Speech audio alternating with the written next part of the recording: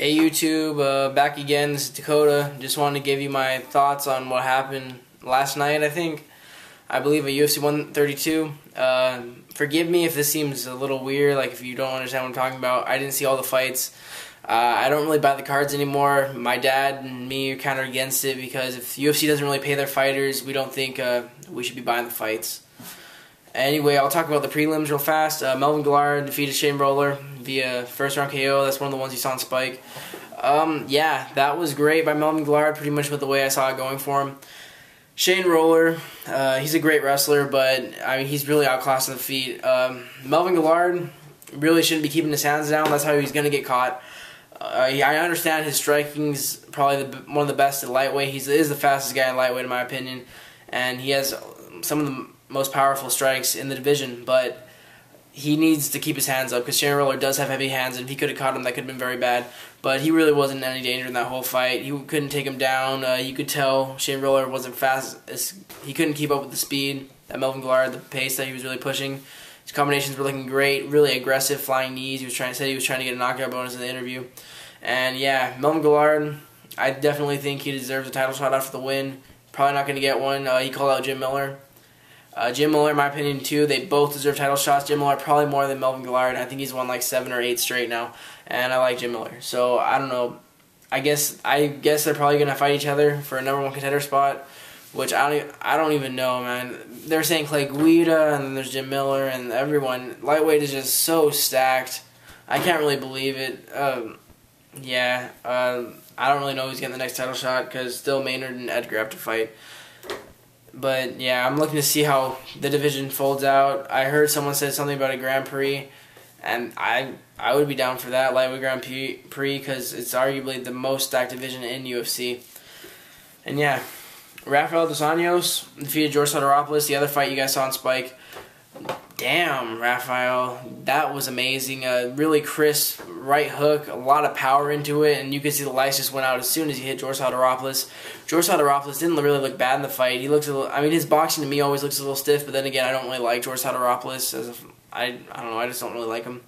And I like Rafael dos Anjos. His leg kick, he hit him with a pretty hard leg kick in the early goings of the fight. That could have been something to set up during the whole fight. George Soteropoulos, I don't know where he's going after this. I'm really not sure who they're going to put him up against now. He really had to work his way up in the division before he was getting like Joe Stevenson and stuff, so they're probably going to set him all the way down again. And Rafael dos Anjos, he's probably set up pretty high. Maybe they'll give him Evan Dunham, because Evan Dunham had to fall out of the fight, and I'm pretty sure Rafael dos Anjos could fight again pretty soon. He didn't really get hit at all in that fight. And yeah, the Facebook fights, I'll just run through those real fast. Brian Bowles defeated Mizaki by a decision. Aaron Simpson defeated Brad Tavares by decision. Anthony Njokuani defeated Andre Winter by decision. And Jeff Howland defeated Johnny Walker by unanimous decision. Yeah, Andre Winter's probably going to get cut. Brad Tavares, he's still young, has a lot, he can do more in the sport. Said Brian Bowles was probably going to get a title shot after that win. I still think Mighty Mouse, Dimitri Johnson, I think his name is, deserves a title shot more, and I think he's probably going to get the title shot. Alright, now on to the main card. We had Carlos Condit for the first fight of the night. We had Carlos Condit versus defeated Dundon Kim by a first round TKO, flying knee strike. Dundon Kim, I was glad to see him get knocked out. Really don't like him at all.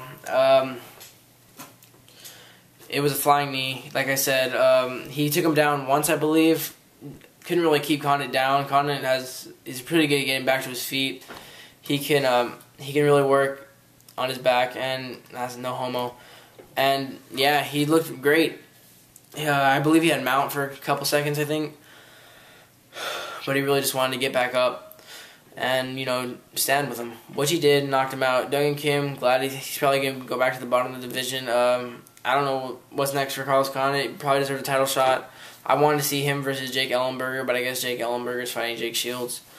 I don't know if fight's happened yet. I'm not really sure. But yeah, it seems like a good fight to me. I don't see him beating GSP. I do think he deserves a title shot, though. Yeah, I don't know. I don't know if that's going to happen, GSP, Anderson Silva situation. They said if they both win their next fight, or if Anderson Silva beats Okami, then they're going to put that fight on. But Dana spits shit out of his mouth like no tomorrow. So, but we'll see what happens. Next fight on the card was Tito Ortiz versus Ryan Bader. He defeated Ryan Bader by a submission, a guillotine choke. It was a great fight. Tito looked mean. He looked like an old Tito. He didn't try for takedown at all. I believe he thought he had the better hands, which he did.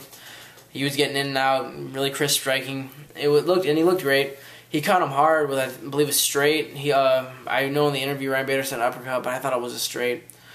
And he dropped him. He was pretty much out. He was trying to recover, grab a leg, and Tito just automatically went for a guillotine. That was like a seasoned veteran move. He probably would have finished the fight if he wouldn't win for the guillotine. And yeah, I don't even know what's next for Tito Ortiz after this fight. I mean, he hadn't won since 2006. He called out Forrest Griffin for a rematch, but I think Forrest Griffin's probably going to get a title shot if he beats Shogun, or at least a number one contender spot. And I don't see Tito Ortiz getting their number one contender spot at least for 2-3 more wins, which we don't even know if he can get. Ryan Bader and Danger getting cut now. Tough winner. They really are trying to make a point now, like, just because you win tough, you don't get to stay in the UFC. You've noticed that a lot with Efrain Escudero. I know they cut Travis Lutter. James Wilkes, I don't even know if he's still around. And yeah, we'll see if he gets... I don't think he'll get cut after this. If he loses another fight, he's probably going to get cut. But Ryan Bader has a lot more to do in the sport. He'll get better. It sucks he lost 2 times in a row by guillotine, but what can you do? Dennis Seaver defeated Matt Wyman by unanimous decision. What I heard was this is really controversial. I didn't really get to see it. I couldn't really find the fight anywhere. But, yeah, I don't really know if it was controversial. Maybe they'll do a rematch. I heard it wasn't a bad fight. Dennis Seaver, the good boxing, good kickboxing. Matt Wyman, I heard it was toe-to-toe, back and forth, so I'm not really sure what really happened here. Yeah, if any of you guys have a stream, you should give it to me, because I don't buy the fights. A good stream, though. And Chris Lieben defeated Vanderlei Silva via first-round KO.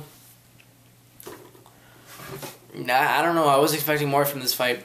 I wasn't disappointed with the fight at all. I mean, Chris Lieben's my favorite fighter, but I mean, Vanderlei Silva is my favorite legend in the sport. He's like my second. Him and Lieben are tied, I think. But Lieben probably has a slight edge. Just because when I started watching UFC, getting into the sport of MMA, I was around 10, and it was the season where The Ultimate Fighter first came on. And being 10, I just liked the guy with red hair. I think he had red hair at least. I don't know. I remember liking him. He broke doors and shit. I remember he got pissed on. And yeah, ever since then, Lieben's been my favorite fighter. So, I don't know. I had to go up against... I don't think I picked him for this fight. I thought... Because what I thought was going to be a war. It wasn't a war. Lieben got hit 3 times, then just threw kind of a left hook out of nowhere, kind of hit him on the back of the head. And Vanderlei Silva, you could tell him he was kind of on his feet. He should have separated, tried to make some space. He didn't do that. Being Vanderlei, he went for the clinch right away. And Lieben just kind of teed off in the dirty boxing and finished him. I don't really know what's next for Lieben. Lieben's fought a lot of the guys already in middleweight division. Like he said, he's already had, I think that was his 19th, 20th fight in the UFC. So I don't really know what's next for him. Maybe a Brian Stann rematch, but Brian Stann's probably looking to get a title shot really soon. He's thinking he's the shit. You could tell that Lieben knockout really got to his head, and I'm sure the Santiago knockout just added fire to the flame. I really don't know what's next for those guys.